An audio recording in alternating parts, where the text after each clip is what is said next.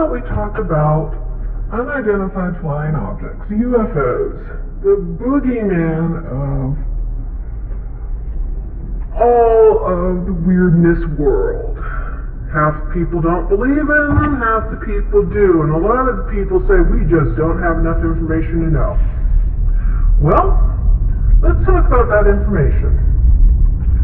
My late father had a meteoric rise in government service. He started out as a radio operator and swabbing decks in the Navy in 1947. He was always very bitter about having missed the end of World War II. In the span of 30 years, he rose through the ranks from being a radio operator to being on the Joint Chiefs of Staff.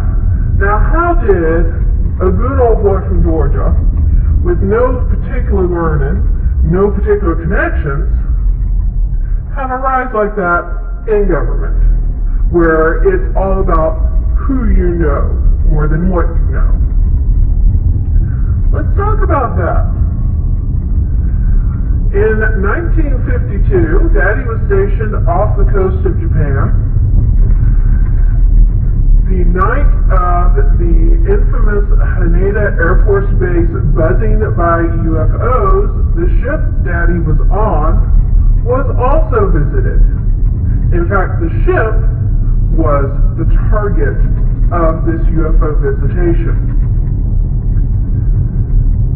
Now, all of this is coming from Daddy from in his final illness when he no longer had the filter, but he knew he was speaking his personal truth. Daddy was in charge of the unit that was doing radar and comms that night. They received a visitation from, for lack of a better term, ET. The ship that contacted them did so over their equipment and proceeded to download information that was immediately highly classified. This classified information included specs for building cell phones. I remember my father looking at me before he passed away and looking at the cell phone technology I had in my hand and saying, "Oh, this is nothing. Wait until they finish reverse engineering all the data." So these wonderful little recording devices that we have, you can thank E.T. for those. When E.T. said phone home, this is what he meant. Also included in that transmission was information that was later used in the space program. Now, after this transmission in 1952, my father suddenly got promoted from enlisted to officer, and not too long afterwards was enrolled at the Naval Postgraduate Academy in Monterey, California, specializing in computers, computer science, computer technology, and building computer hardware. Now, one of the things Daddy told me was that the reason so many early computers had to be air-cooled at all times is because the technology that they used to reverse engineer these things came from the depths of space, where venting heat sinks was no big deal. So for interstellar travel, it made sense to create machines that created their own heat source so they didn't freeze up in the middle of, well, nowhere. This is why early computers had to have fans. This is why your computer still has to have a fan on it, because it is designed to produce heat as it runs. Now, obviously, since at the time we were still working with transistor tube technology, reverse engineering was difficult. We were suddenly given much more advanced schematics than we had the equipment to produce. And if you look at the history of computing power since 1952, you will see that we made leaps and bounds. This was not something where we did a slow evolution from transistor tubes to silicon chips.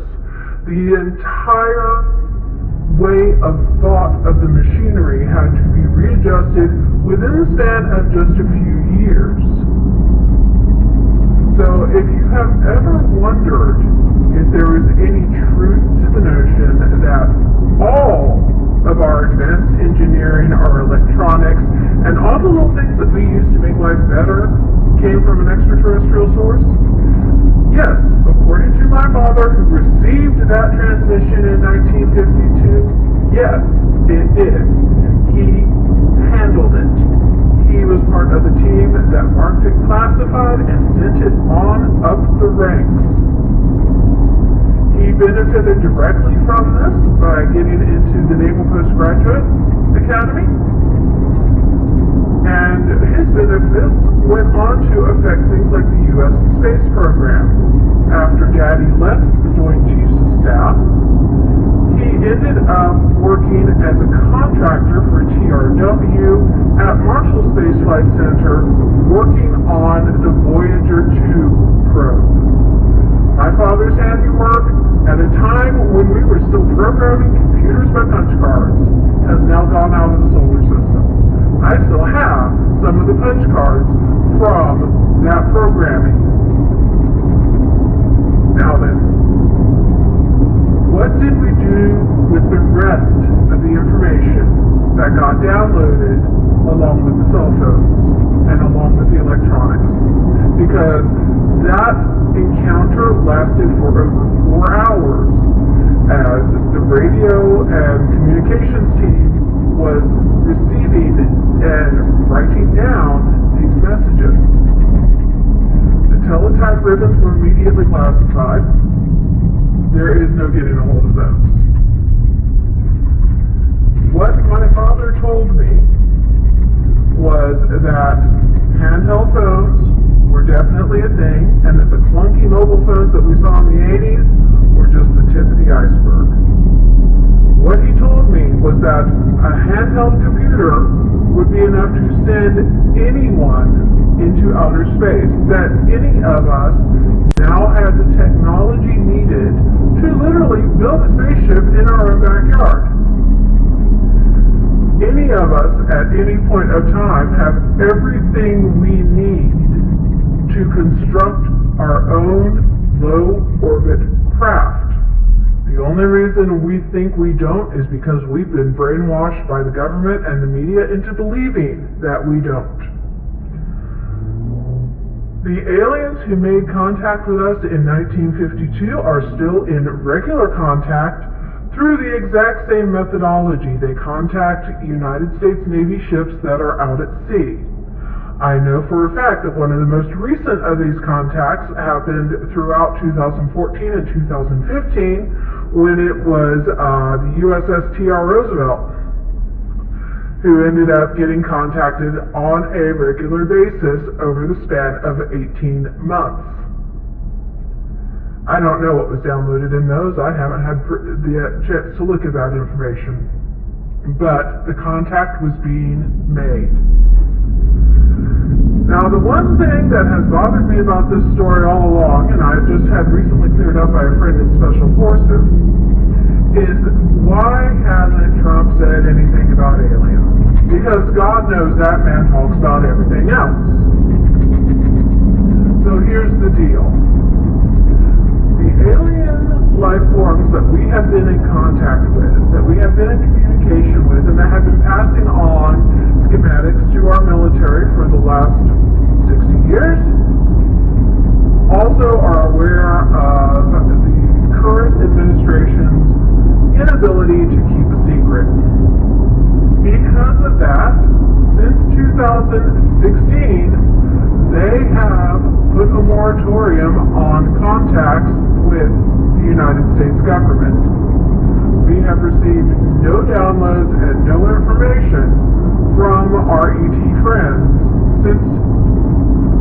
since January of 2017 when Trump was inaugurated.